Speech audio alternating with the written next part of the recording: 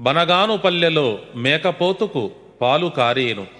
ఆ సమయాన ఆదికట్ట అణగేను. ప్రమాదాలు పెరిగేను. దుర్జనులు ధూళిలో కలసేను. రంగాపురము నష్టమయ్యేను. ఎమ్మిగనూరు జయాన ఉండేను. కందనూరు వద్ద ఉల్క రాలేను. అందుచే అందరకు రక్తము పడేను.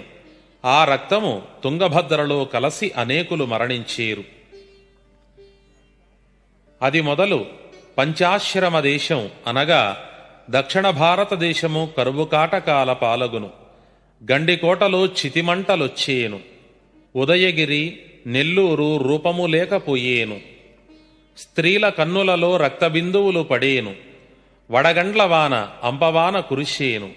తూర్పు దేశము ధూళిలో కలసేను. రూపము పొయ్యేను. పొగమంటలు పుట్టేను. బావులు చెరువులు కుంటలు నదులు జలాలు లేక నీరు ఇంకిపోయేను. జుర్రేది నీరింకదు.